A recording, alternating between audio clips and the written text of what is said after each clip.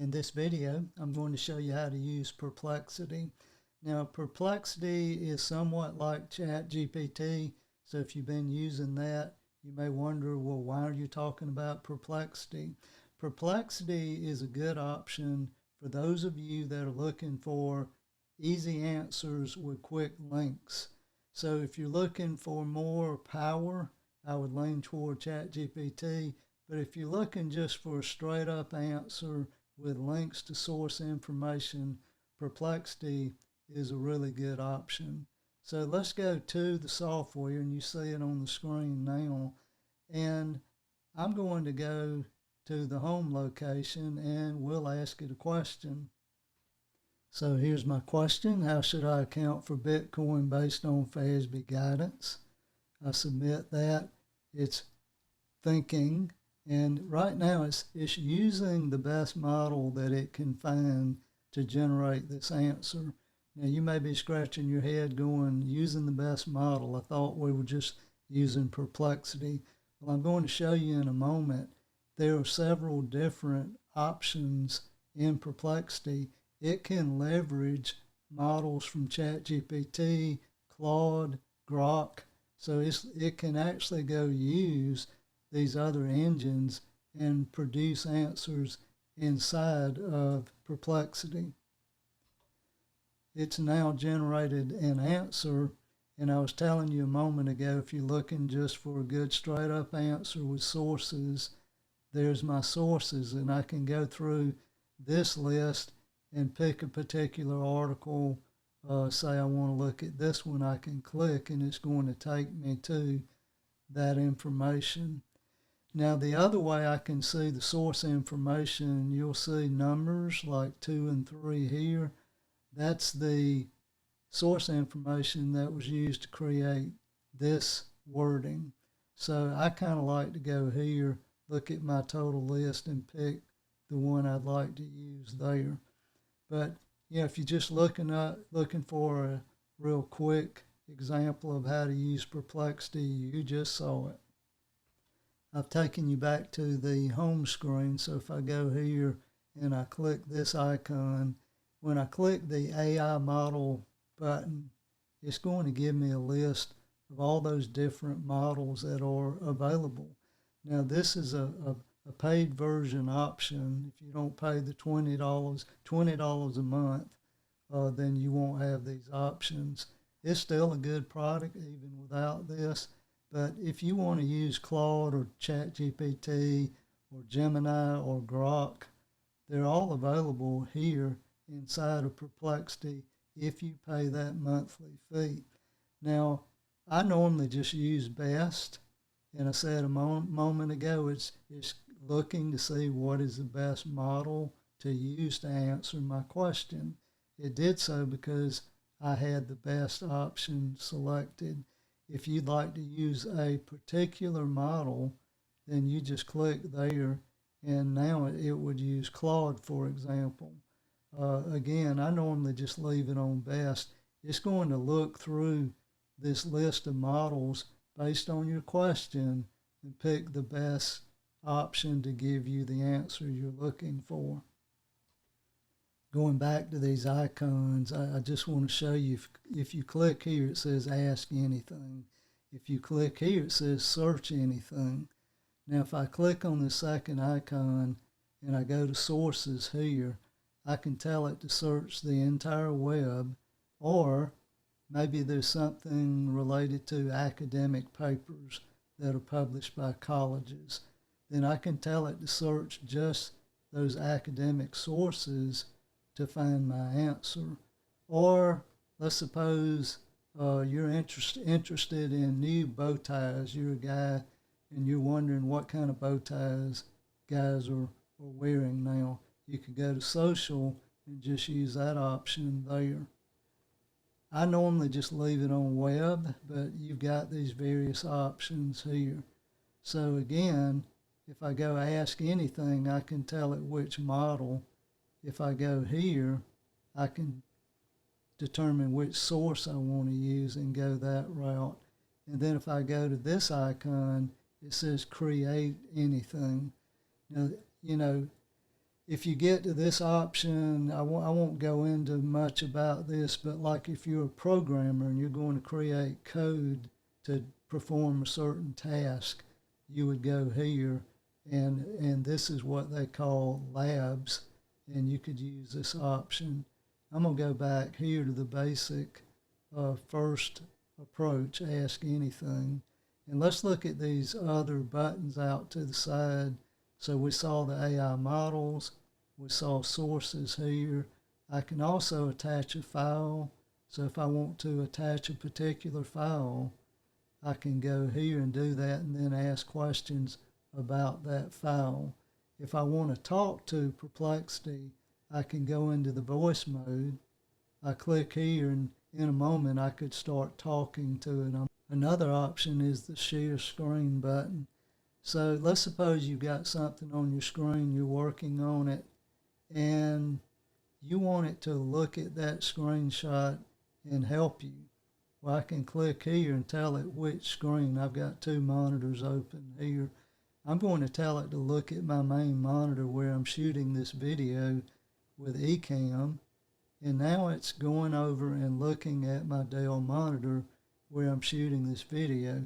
After it looks over what's on the screen, it's going to provide some information, and you'll see it talking about Ecamm because that's the software I'm using on the screen. So if I go to describe this image, it knows enough to look at the image, what's on the screen, and know that this is Ecamm. And you see it talking about Ecamm here, and it's saying I'm using the video overlay feature in Ecamm. So if you've got something on your screen and you want to ask a question about it, you could use that option. And then finally, I can go to the dictation option. So if I don't feel like typing, I can say whatever I want to, and it'll type it here. Covered these icons. Now let's look over on the side very briefly.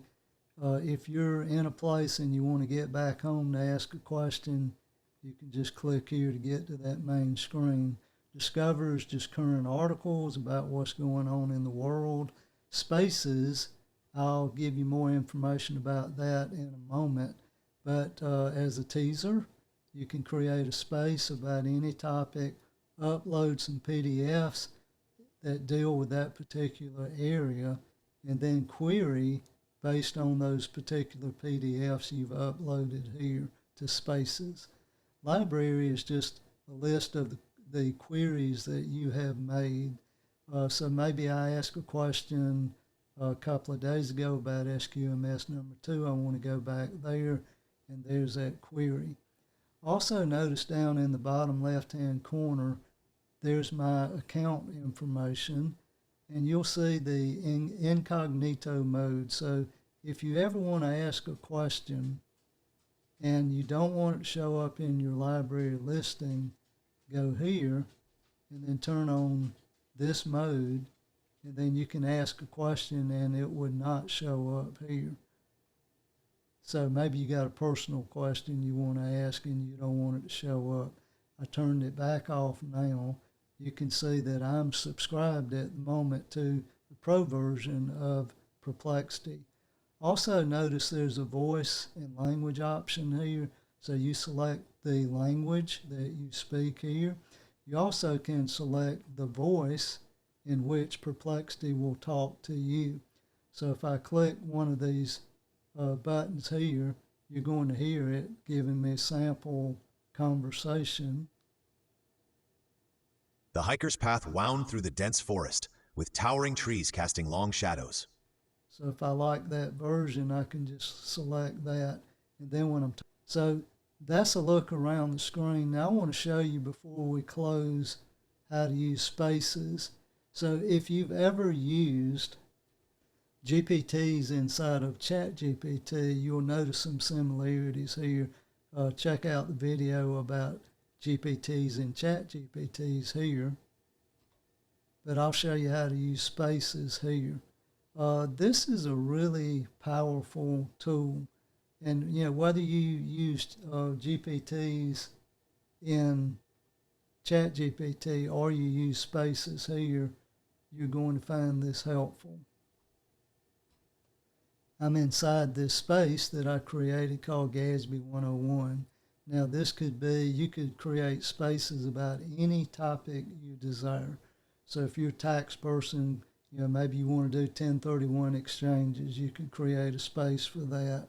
If you're an auditor, you may be a space for SAS 145, whatever. So here's a space for Gatsby 101, which is compensated absences standard from the Governmental Accounting Standards Board. You'll see that I have already uploaded one file in this space. Now I'm going to upload an additional file. So if I click here, I can click Add Files, and then I'm going to my desktop and I'm going to pick another Gatsby 101 file, and it's going to upload that file into this space.